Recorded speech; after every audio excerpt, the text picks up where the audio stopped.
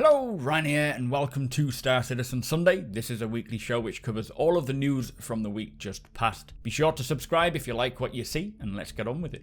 This week, we check out the new Esperia Talon light fighter. We get a glimpse at the work being done to make Squadron 42 NPCs as realistic as possible, plus we hear from the visual effects team talking about weather and fire. So inside Star Citizen this week began by looking at the new Esperia Talon. Now this ship is from the Tevaran alien race, and their design is very different to all other ships. The Talon is a fighter counterpart to the Prowler, and it is already well into production and flyable in engine, but we do know it isn't coming till December. Now they have worked hard on the materials and the visuals of the ship. The silhouette is very distinctive, and it does have this, which I think is very cool as well, iridescent paintwork. I do love that. It'll be nice if we can actually apply kind of a similar style to our other ships, as maybe an aftermarket upgrade. Now this is a fighter ship with some stealth elements, and it excels at jumping in, striking hard and then getting out. They said it's a bit of a glass cannon, so it's agile but with weaker armor and bigger guns. Talking of weaponry, it has two gimbaled size 3 ballistic weapons by default, so you can swap them out for two size 4 fixed if you wish, and it has missile racks on each wing. Pretty beastie. The ejection canopy is quite unique as well, which is not something we have seen before or they've tried before. I really love this. It'll be interesting to see what it's like. Landing and taking off is quite a transition, so it's quite extravagant, going from kind of like a landed hawk position to a bird of prey in flight, with its wings expanding, feathers being revealed, and it does kind of look pretty amazing. Now I think the ship does look incredible, but it's not to my taste. It's not something I will probably pick up or use that much, but do let me know your thoughts on the Talon. I know a lot of people really love it. Next up, we got to see the work that's been done on mocap for Squadron 42. Now mocap, or motion capture, can deliver more life into the world quite subtly as well. Things like overhearing conversations and giving the universe more of a living, breathing feel. Currently they have about 38,000 animations for this game, and that's thanks to the mocap for capturing these animations very quickly and very realistically, rather than an artist or designer having to sort of create these bend points and moving the character in an unrealistic way. Now they've been doing some pickup shoots recently to help give the characters a bit more realism. These are kind of like in-between scenes. So instead of an NPC just standing there after they've delivered their lines, they'll actually move around and do stuff in a realistic manner. We got to see a little work in progress of a scene in the Idris hangar as well, and this does look great. Squadron 42 is probably going to feel pretty amazing as you're walking around the environment like the Idris and interacting with all the other NPCs around. You and Yuri don't have to give us such a hard time. Oh, I'm sorry. Was that someone else I heard moaning about having to recall all the diags last shift? Yeah, okay. I haven't been the best either, but complaining's one thing. We used to complain about Nolan all the time too. I don't know, I think she could do a good job if we helped. Some people aren't cut out for command. Sink or swim, right? Sure, but do you have to be the one who drowns her? Point taken. I'll try. Thanks. You ever think it's weird how much we still use all these water analogies in the Navy? All the time.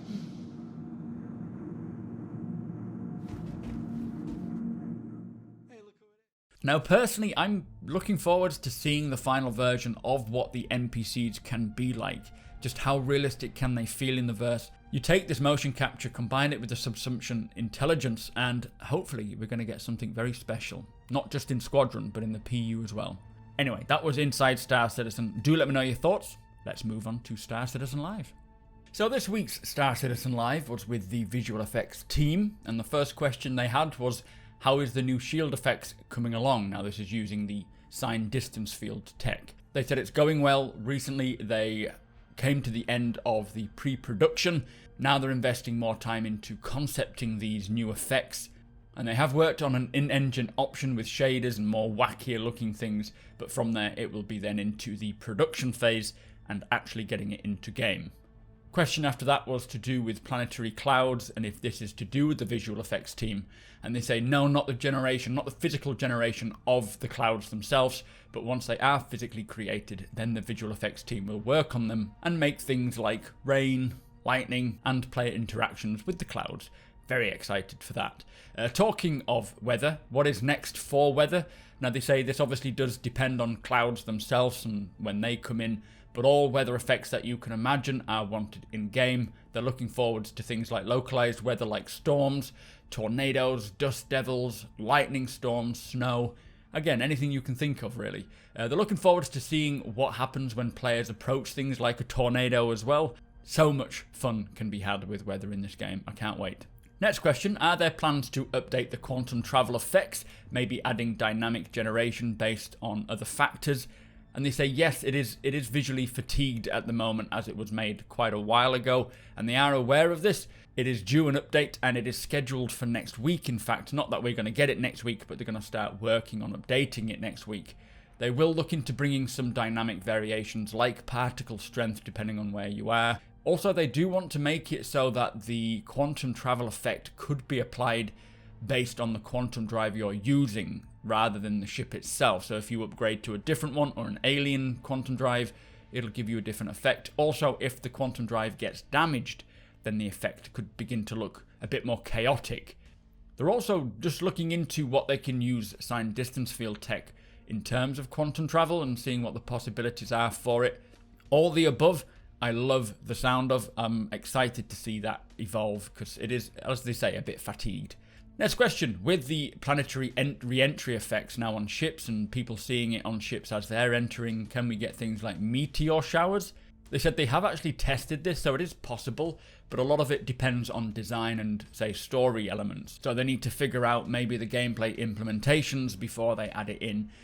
For example, where does the meteor come from? Is it completely physicalized throughout the whole system and then every now and again a meteor will come in?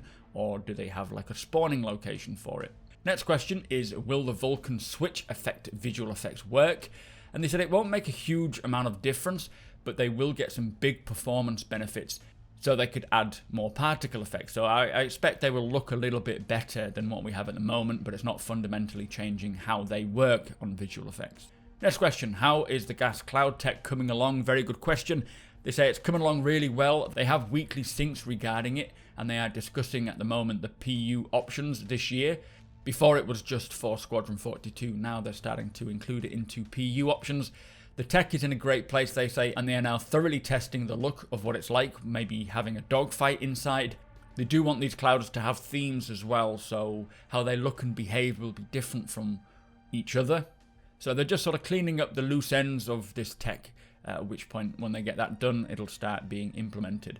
Someone asked about explosions and maybe if they can have kind of like an area of effect, and I guess if this was designed for the visual effects team, they didn't really answer it in that regard, but they said yes, 100% the physics team have been working on physical reactions, and we've heard this in the monthly reports.